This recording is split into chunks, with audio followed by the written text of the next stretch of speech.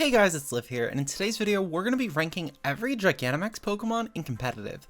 If you guys enjoy this type of content and you want to see more videos like it, leave a like on the channel and subscribe for more. We're just under 2,000 subscribers, so if you want to become an under 2K club member, join today. We may very well just hit it by the end of the day.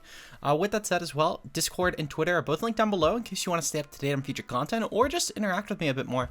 And for a couple dollars a month, if you want to hit the join button for the channel members, you can feel free to do so. But with that said, let's get started with the tier list. So I will say this will be slightly differently formatted than the normal type tier lists that we've done. If you guys have seen any of them, I have a playlist that this is going to be in the description. This has literally covered every type besides flying, which is on Friday, and the two-parter for water, which will be up next week on Monday and Friday respectively. But otherwise though, we have done pretty much every other type in the game at this point. And the types sadly will have to be done a little bit differently than the Gmax tier list, specifically because of the fact that the Gmax Pokemon are only actually allowed for singles in the Anything Goes meta. So we're going to be tiering based off strictly how good these would have been, or just how good they are in proportional to each other. We're going to kind of ignore tiering, but I'll bring up where they're showcased in and what they do well. Though I'll be honest, a lot of these are a little bit underwhelming. So we're going to scale them among each other. I think it's really the easiest way to do it. And because the Gmax pool is such a small pool, as well as they're a lot less comparable, for example, if I'm tiering ground types, a lot of ground types have pretty similar traits. Most of them are physical attackers. Most of them are pretty bulky Pokemon that lack recovery. Usually their weakest stat is one of their special attack or special defense. Occasionally though, on some Pokemon like Appleton, Mudsteel, etc., there's a clump of them where that weakest stat is speed. But typically it's in one of those bottom three stats. I can compare that pretty easily around ground types. A lot of them appreciate Stealth Rocks. A lot of them have Earthquake. It's pretty easy to compare stuff like that. The Gmax Pokemon are so differently though, I'm going to tier it off of their potential to be viable. I think it's truthfully the easiest way to do it. One of the big things I'm going to be looking for is one, how good their max move is for their signature, and does it give them a disadvantage or an advantage compared to a Dynamax? Two, are these Pokemon actually usable? Some of these Pokemon have cool max moves, they're fucking dog shit though. And three, how good are they compared to other Gmaxes, and is there something else in the Gmax category that does their role better? So if yes, I'll tier the Pokemon that I'm talking about lower. But with that said, let's start off with our first Gmax Pokemon being Venusaur, of course. So Venusaur is a phenomenal option actually in Gmax. It is able to get a Sun boost thanks to Chlorophyll, and typically a lot of Sun teams will run this as a really good offensive option because it's a great mon that is able to Dynamax, take hits even better than usual, and on top of that as well, it revenges off Pokemon such as water types that would threaten Sun teams. Venusaur, in my opinion, is one of the quintessential Pokemon for Gmax as far as Sun teams go, and I'd be completely remiss if I didn't put this Pokemon actually in the S tier. I will say, I think this unironically, going into the tier list, and I did kind of know this actually, because I've made this tier list on a few occasions now, I think unironically this will be the most controversial pick in the tier list, putting Venusaur in the S tier versus the S+, but I do fully stand by that actually. I think that Venusaur, truthfully, doesn't hold a candle to our only best option for Gmax, being Charizard. Charizard is able to do what Venusaur does, and while it doesn't gain the speed boost naturally, it does gain a special attack boost. One thing I will say is that these two are kind of interchangeable, because where Venusaur's ability gives it the speed boost and it has a max move that can gain its special attack through max ooze, Charizard has an ability that boosts special attack and it has a max move that boosts its speed.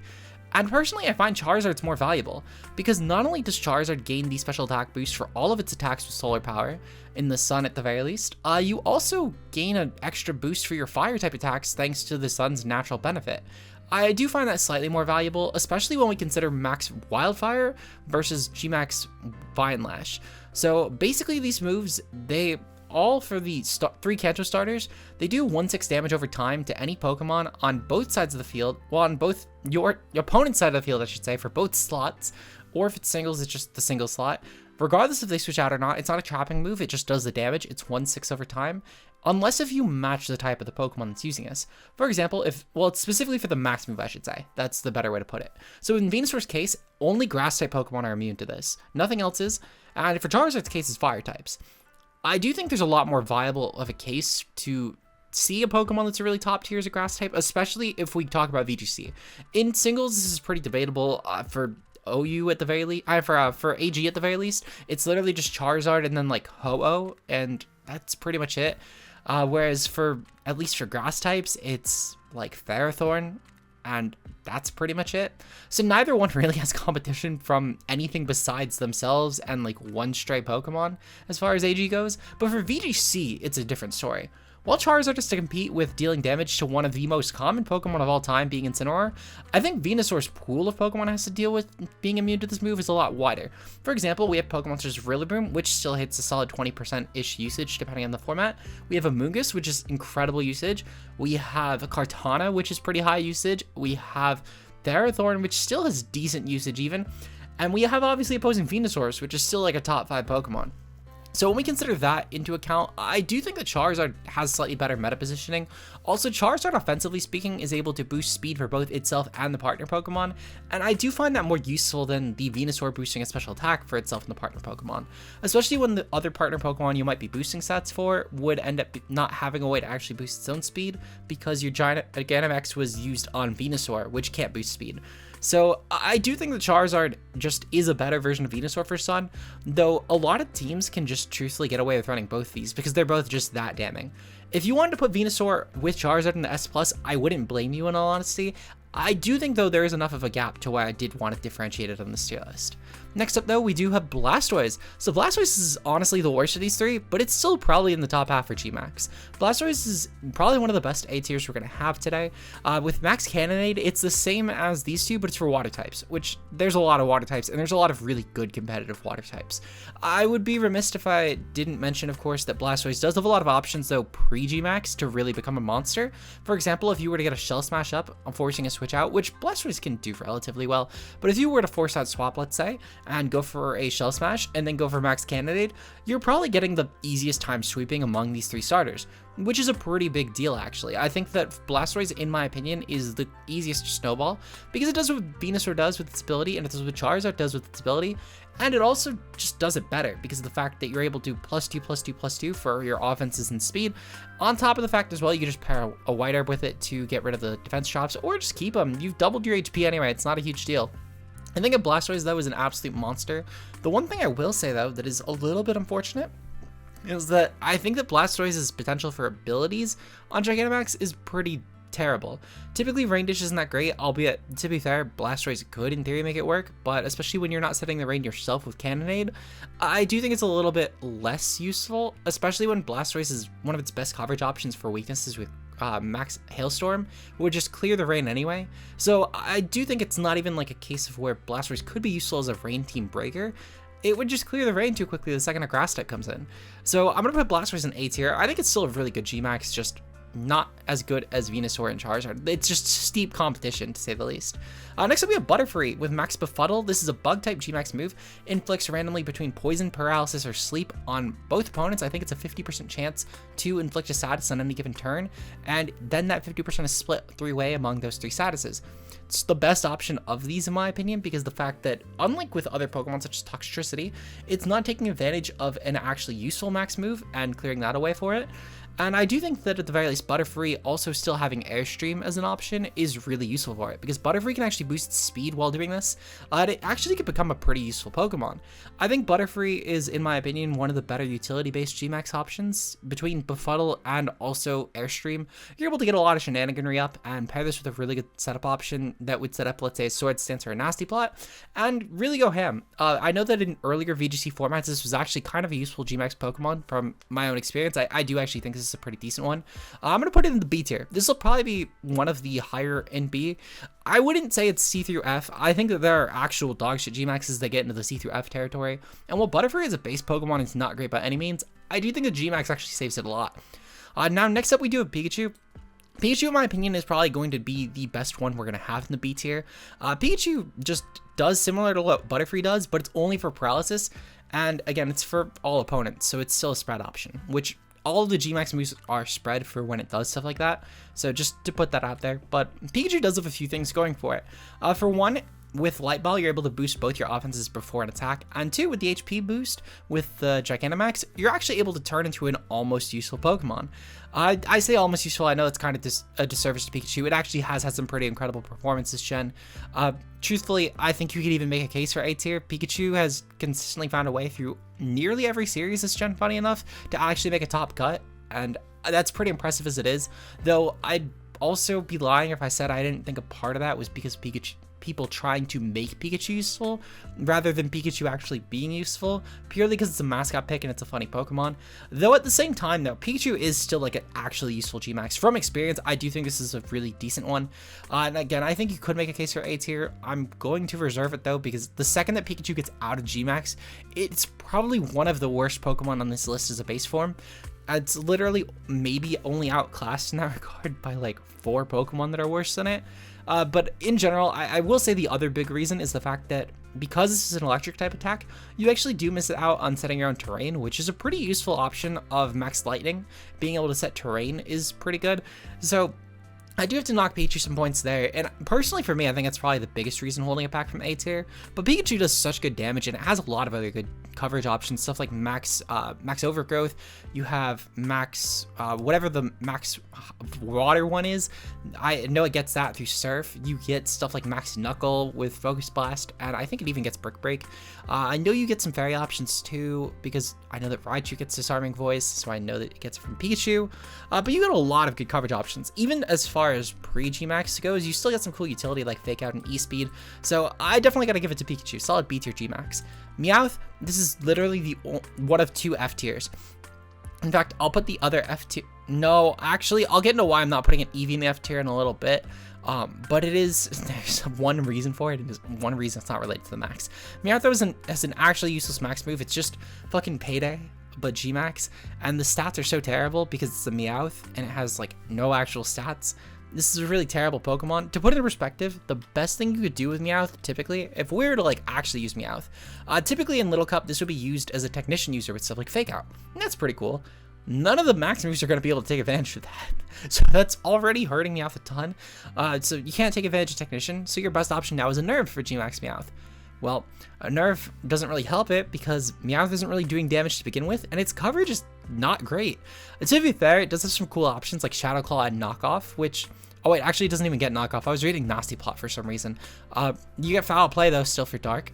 And that's kind of cool, but off of 45 attack, that's horrible. You don't get an option like Meowth on like Pikachu to boost your offenses, or even Eevee to boost your offenses, which again, I'll get into that when we get to Eevee. So definitively, this is the worst Gmax. It's the only F tier we're gonna actually have. I will spoil that right now.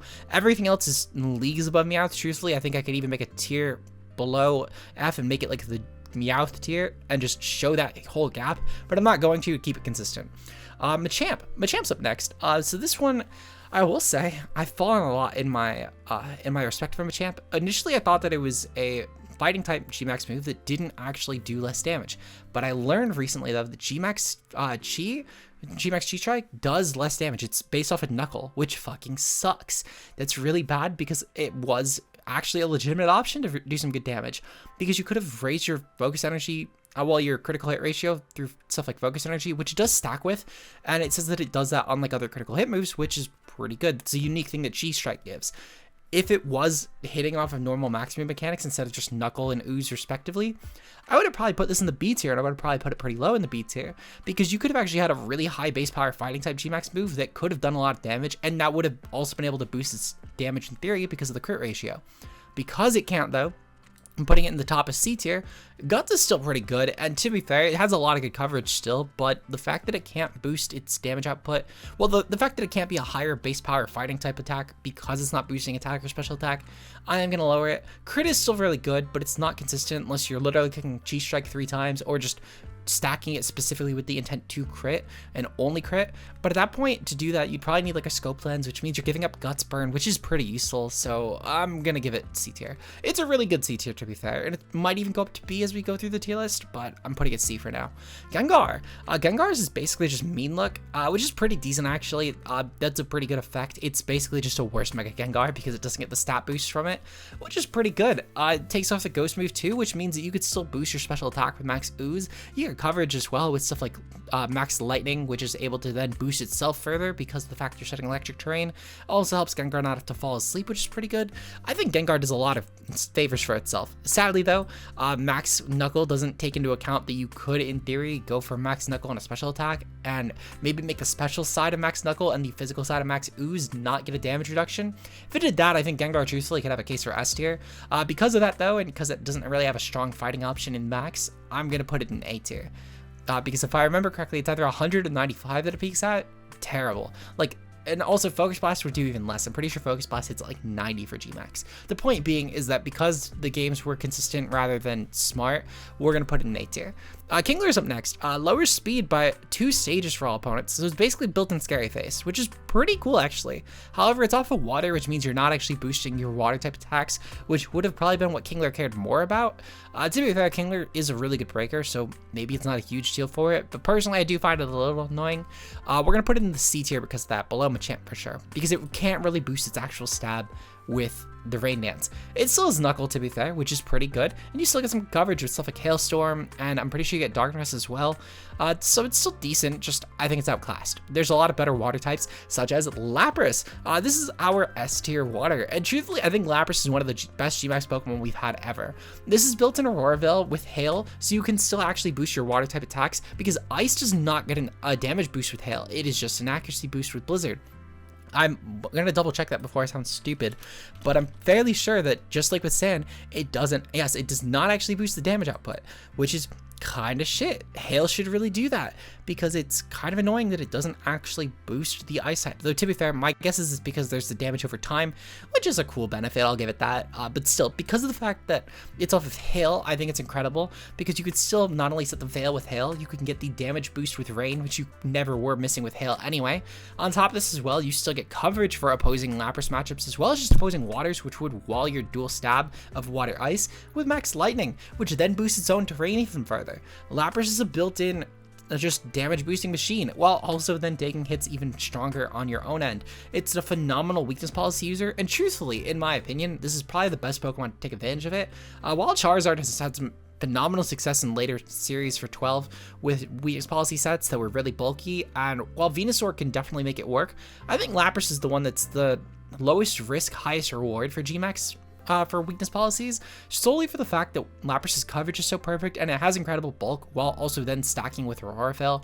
This is truly an offensive monster in my opinion, and it is in my opinion one of the best Gmax Pokemon we've had, and it's truly a perfect case of how you can tailor a Gmax Pokemon's max move so perfectly into its success, because Lapras was specifically tailored in a way to still set up Veil, which is an incredibly useful set, while also then making sure it's not diluting any of its other important max moves, which is something that not even stuff like Gengar can say, despite having a really cool max move in concept.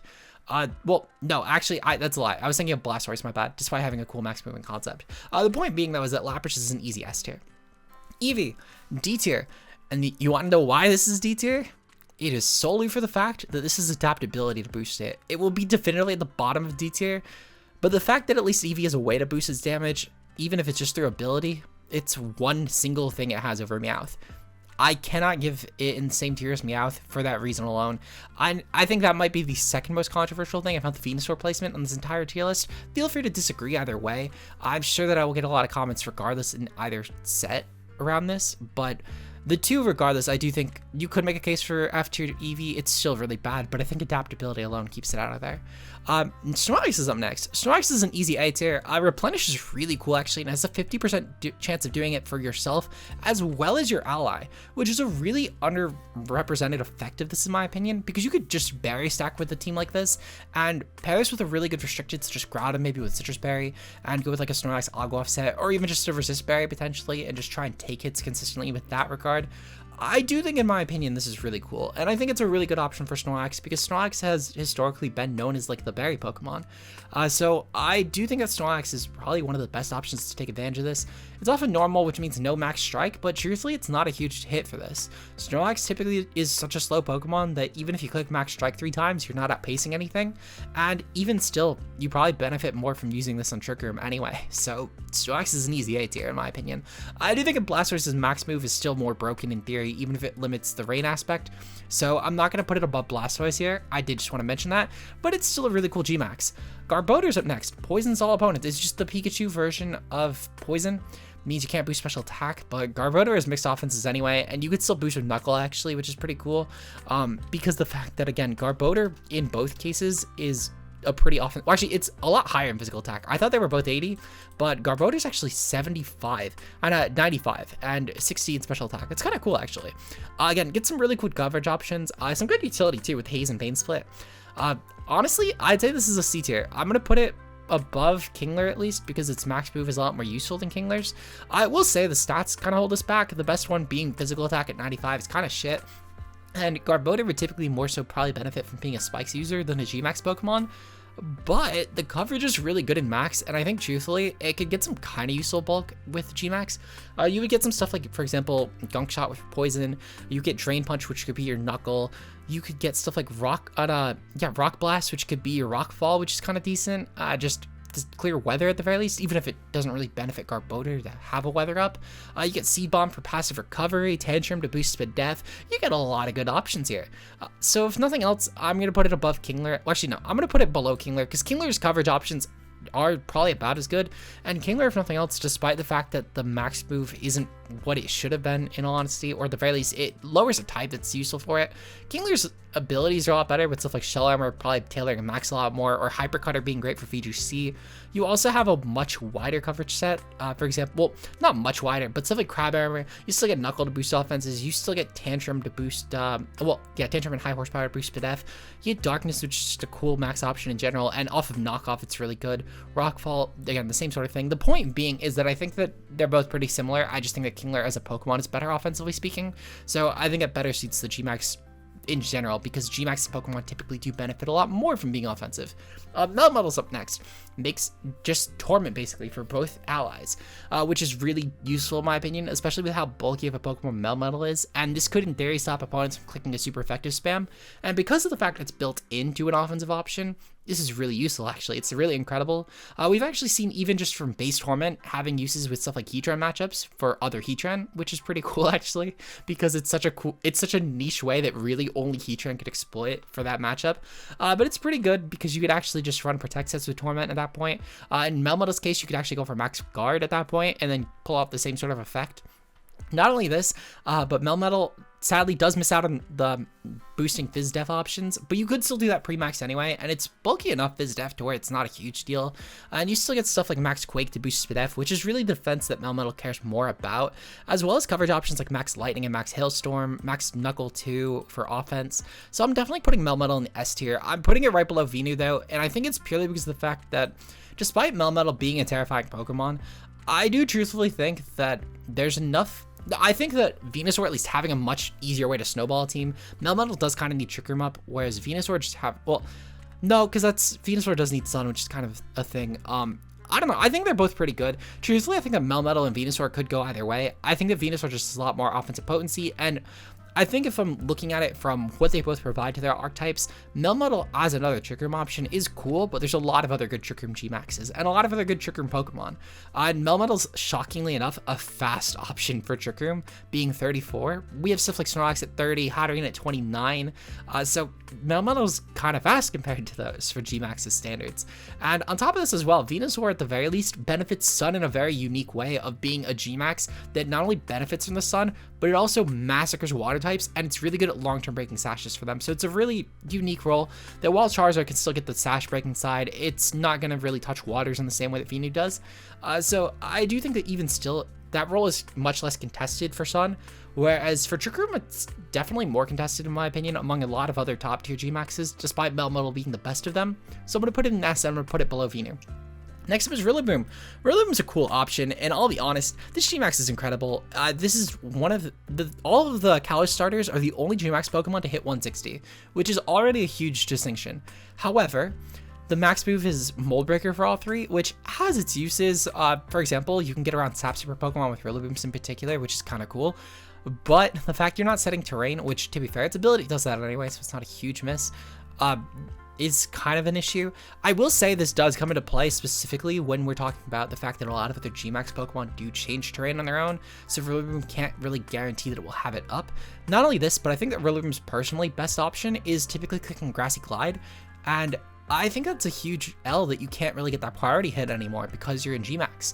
So I'm gonna put Rillaboom actually, despite it being an incredible Pokemon.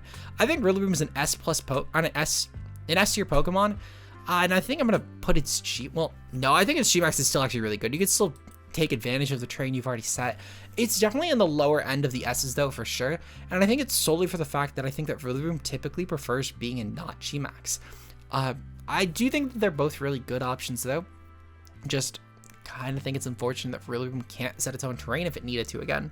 But the 160 base power is pretty nice, and you could get the hardest hitting grass move in theory out of that, because if terrain was already set, that is.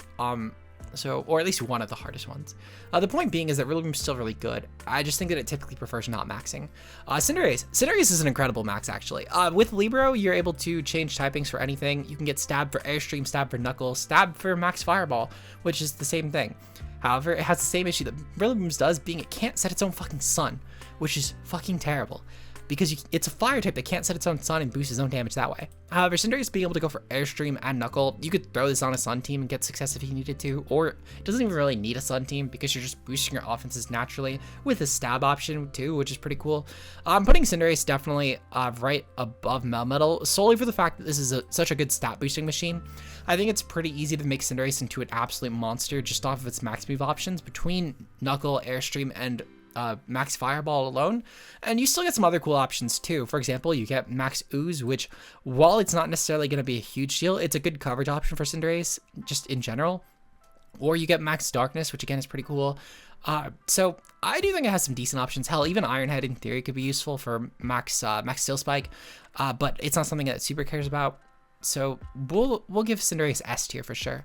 Next up is Inteleon with Hydro-Snipe. Again, this one I will say, despite the fact that it's the most unfortunate on Inteleon, which really would have appreciated a rain boost, because unlike Cinderace, it's not changing Stab, and unlike Rillaboom, doesn't set its own terrain.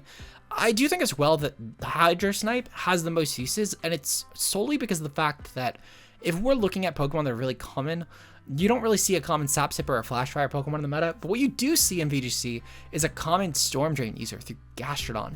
Not only this, but Flash Fire and Sap Sipper don't redirect, whereas Storm Drain does. It's a redirection option. It will outright pull the move to Gastrodon, which kind of fucking sucks.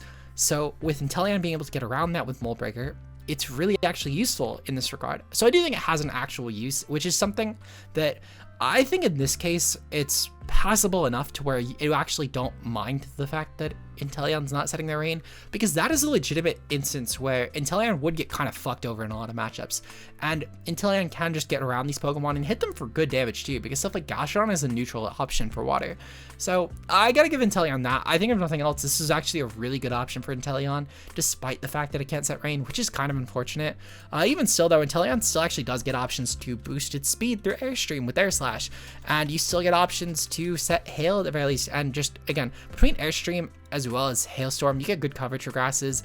Inteleon's coverage kind of sucks outside of that though, but it's still a decent Pokemon.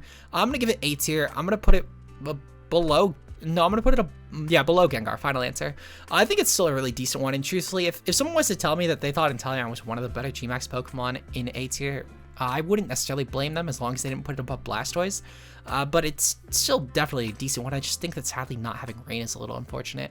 Next up is Corviknight. Corviknight is able to use its flying type options like Defog, which means clearing screens, terrain, hazards, etc. So it's pretty decent at the very least, but sadly you don't get the evasion lower, which is a little unfortunate for low accuracy move spammers. And sadly though, this is off of Airstream, which is pretty unfortunate actually.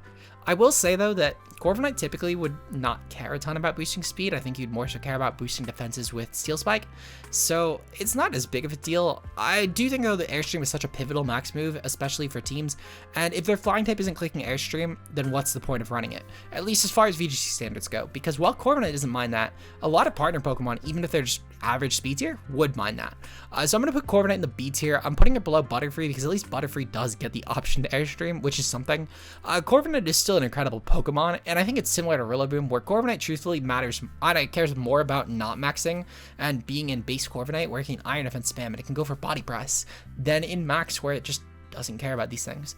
Orbeetle, Psychic Gravity, but it doesn't get Psychic Terrain anymore, which kind of fucking sucks. And Orbeetle already is kind of a shit Pokemon.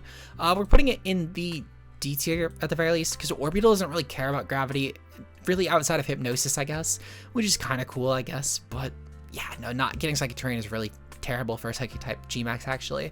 So Orbeetle's getting the D tier. Dreadnaw creates Stealth Rocks in the opposing side of the field.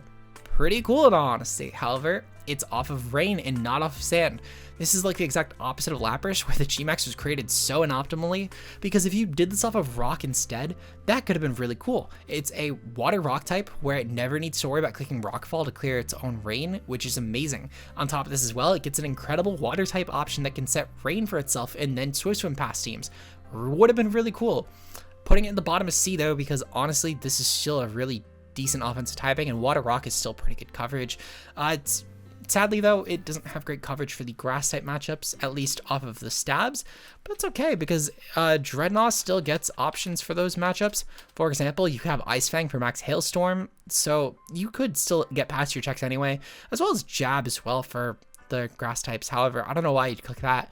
Truthfully, I think I'd probably click, if anything, max Bug, weirdly enough, for the grass matchups, and this is solely for the fact actually that you wouldn't change weather with this, so you can maybe delay having to go for a Hailstorm for a little longer. And also max Bug with Megahorn would do a lot more damage than Ice Fang would with max Hailstorm.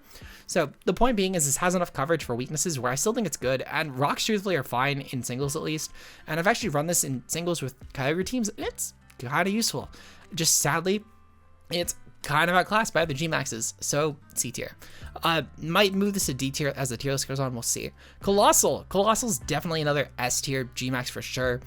Cole's a really good demon. I think if I was tiering this off as singles, I'd put Cole in the A tier. Because we're including doubles though, I'm actually putting Cole in the S tier, and I'm putting it above Cinderace and Melmetal, which might be a bit of a hot take, but any doubles players know this mon is incredibly frustrating when you have to play it. It's one of the easiest snowballs of all time in the game because you can pair it with a weakness policy in a really weak water type move like a Sneasel Surf, for example, which is typically the common partner for it, because you get good utility out of Sneasel with Fake Out as well as Surf for Gmax Cole popping. So I do think, in my opinion, Cole is an absolute monster. Not only this, but both of its stabs actually are incredible, because with Gmax Volcalith, it's a rock type option, and there's somehow even less rock types that you have to worry about than Charizard's fire types. The only really noteworthy one, unironically, is Coalossal itself. The next noteworthy in VGC is like T-Tar, which isn't really that common these days anymore in the restricted formats. So Coal is kind of a fun time. You can also set weather for fire and do some more damage that way, and you can pair it with a Venusaur, and base Venusaur is still really good in VGC. So yeah, I think Cole is honestly an incredible Gmax. Truthfully, I think the top 3 Gmaxes will be Cole, Venu, and Charizard in that order from 3 to 1. But that, truthfully, I think anything as S tier has merit for taking that throne. I think that the whole S tier is really good for the second through, well, for the third through after. I think honestly, I'm gonna move Venusaur up to S+. Just looking at it through this lens, I think truthfully, Venusaur does at least definitively hold that number 2 slot, and while Charizard I think is definitively the number 1, I think that the gap between number 2 to 3, no matter which of those Pokemon you argue, is such an incredible gap, whereas for Charizard and Venu, I think it's arguable. So I'm gonna put this in S+. Next up is Flapple. So this list doesn't actually show Flapple and Appleton separated, but honestly, I don't care. We'll use Emax as a placeholder, I guess, because no one actually uses Emax in comp. I just use a tier list that already existed, so I'm sorry for the laziness in this one. But we'll pretend that Emax Eternatus is Flapple, and it is Appleton, because this is the worst one. And I think it'll be funnier when I see comments saying that I put Emax Eternatus in the D tier because they clicked to the end and they didn't see this portion of the video. So you video watchers who actually watched the whole way through, congratulations. You know the context behind this right now, because I'm not explaining it at the end of the video for the people who skip ahead, because it will be really funny. But for Flapple though, it lowers evasiveness, which is really cool with Hustle. If nothing else, that's a pretty decent benefit. It's off of grass though, which means no terrain access. I'm putting it at the very least below Kingler, above Garb. For the Appleton, this makes it so it's basically aromatherapy for yourself in stats conditions, but it only works for Pokemon on the field, which kind of fucking sucks. If it was for the whole party, I'd put it in the bottom of C tier at least. It still lowers, it's still no terrain, which kind of sucks, but it's whatever. But because of the fact it's only for Pokemon on the field, I'm putting it in the D tier. Status clearing doesn't even really matter for VGC anyway, and because of the fact that it's only for allies, it's not even really useful in singles. So Appleton is the Eternatus placeholder. Again, I just have to put that out there. It is D tier. I might Photoshop put something over it, but again, truthfully, I'd rather the comment section bait because I think it will be funny for the people that don't actually watch. Sandaconda's up next. It's Sandtomb basically, which is kind of cool. Sadly though, it's not getting Max Quake, which kind of sucks. We're putting it in the C tier. I'm putting it actually, or no, I'm actually gonna put Sandaconda in B tier. The trapping could be really good on Parish teams, and on top of this as well, Sandaconda has a lot of good useful max moves. Like if we look into its move pool, for example, you get stuff like Airstream, which Sadly, I'm pretty sure flying is only for special on this Pokemon, which kind of fucking sucks. It only gets Hurricane and a shit special attack stat. But if you're just using it to stat spam, it's kind of not bad. You get Rockfall as well to set Sand, which could be cool if, let's say, you're not relying on Sand Spit and you're going with Shed Skin or Sandville even, which is kind of cool. You get Body Press, which could be Knuckle and Max, and it could also be in tandem with stuff like Iron Head. You could post Max take advantage of Steel Spike. So that's, again, pretty useful. So I think Sandaconda actually has a lot going for it. The typing is still really good, and even without Max Quake, you're not lowering your offense anyway with this. So compared to something like Knuckle, which would be a lower offensive max move. So I think it's pretty decent. Sandaconda is definitely pretty cool, and in my opinion, easy B tier. Toxtricity. Toxtricity is truthfully the only Maxmon that I think even enters the same discussion as Eevee and Meowth. I mentioned this on my Poison and Electric tier list, but Toxtricity is truthfully like the biggest disgrace of G-Max Pokemon for actually potent ones, or ones that were intended to be good, because you're losing out on electric terrain, which means that you no longer set terrain with Sunshock because you are an electric attack. Also, your Poison Max move, while it boosts your special attack, which is cool, it's a lot weaker. This also is a 4x weakness. Its speed is pretty unimpressive. You basically need to set up a Shift Gear beforehand to make this useful, or pair it on a Tailwind team, because it's too fast for Trick Room, which kind of sucks. This Pokemon is really terrible. Its coverage isn't great for G-Max. It's an easy D tier. Scorch, it's just the fire type version of Sandaconda's max move. I think that Scorch, I will say, does have a couple benefits. For one, is if we're talking about VGC exclusively, this is an incredible wall to Zacian.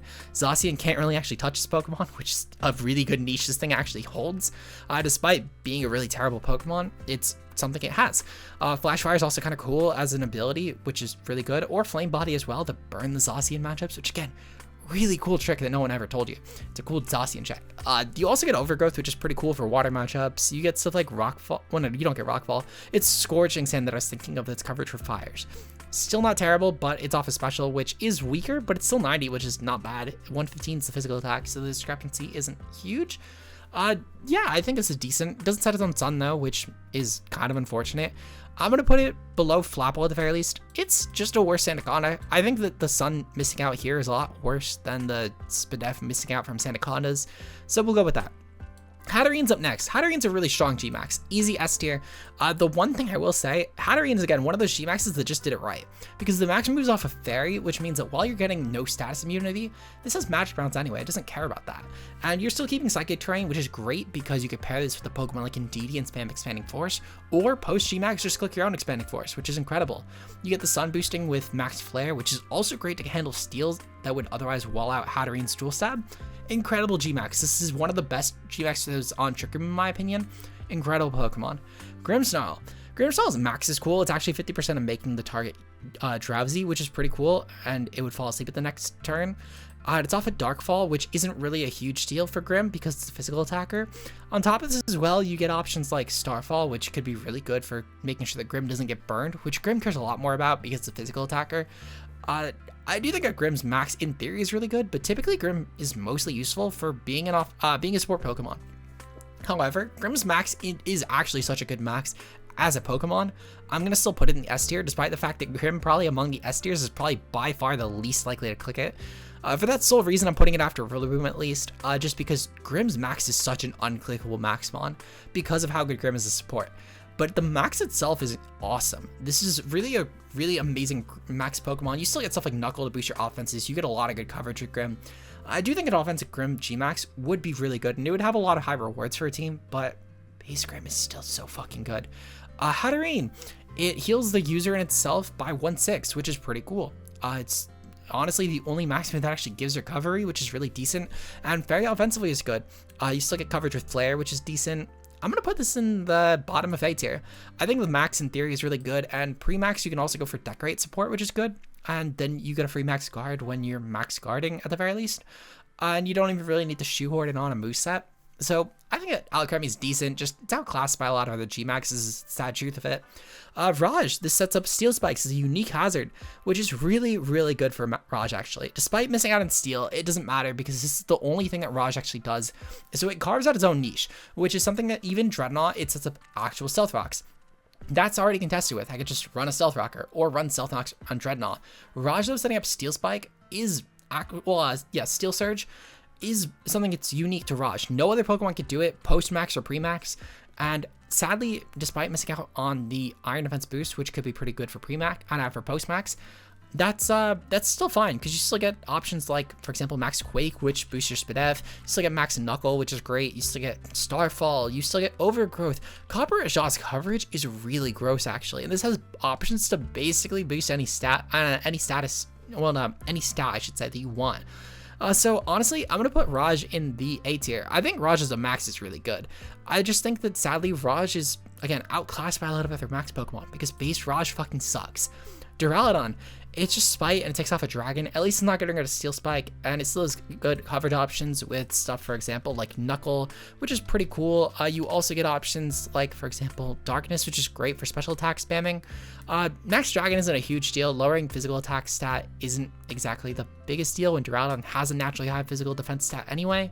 So I'm gonna put Duraludon in the bottom of B tier. I think that once we get into the C tier territory, this is where the max moves I think actually start to hinder the Pokemon. These ones are outright bad. This is Meowth.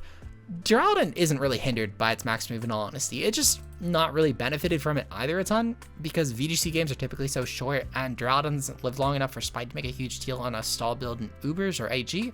So we'll put it in the B tier. Next up is Urshifu Single. Urshifu Single and Rapid Strike, they're both the same thing. They're both, I think they're like 150 or something. I forget. This one scales. It's off of Dark and Water respectively, which is great. You still get Knuckle, which is cool. Sadly, Rapids misses out on Rain, but it's not a big deal because of the fact that you actually do break through Max Guard, which honestly is a really useful thing. Max Guard is such a hindrance to a lot of max Pokemon, and these Pokemon just outright are never gonna get walled by Protect. And it's an outright immunity to them too. You don't do like the 1/4 bullshit, it's an immunity to Protect because they will just completely shatter it with these max moves, which is a lot actually. That is an incredible benefit these Pokemon do have. I'm gonna put Rapid Strike and Single Strike both in the S tier. I'm putting them both right above Melmetal actually, and I'm putting Single Strike slightly higher because the fact that at the very least this takes advantage of a max move that otherwise wasn't clicking, being Darkness, because it doesn't matter if you're dropping your opponent's special defense. I say never clicking, but to be fair, you're never clicking it to drop special defense, I should say. With Rapid Strike though, it does miss out on the Rain a little bit, but it's honestly fine. Rapid Strike still has options to boost its physical attack and to boost its speed too. So it can still become an offensive monster. And again, I know that a lot of the other max moves or stuff like Dreadnaw, for example, it hurt a lot lowering the option to boost Rain, but with a Rapid Strike being able to just immune to any form of protection, that is truly an incredible thing, and I think a lot of people do underrate that.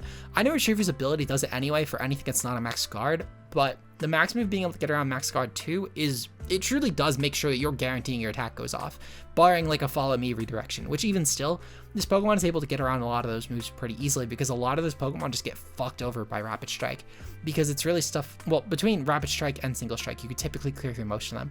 So this is our finished tier list. Again, I have to remind you guys, if you watch the video, you know why the Etern is there, but if you guys enjoyed though, leave a like on the video and subscribe for more. Shout out to our channel members being Josh, aka Ultra Player, Mia, and Zeke0. Your guys' support is greatly appreciated. And if you want to become a channel member today, just a few dollars a month, and the money goes a long way to stuff such as graphics for the channel, which is a really important part of just the general branding. With that said, links to Twitter and Discord down below if you want to stay up to date on future content. Leave a like and subscribe for more, comment your thoughts, and I will see you guys in tomorrow's video. Until then, peace out, guys.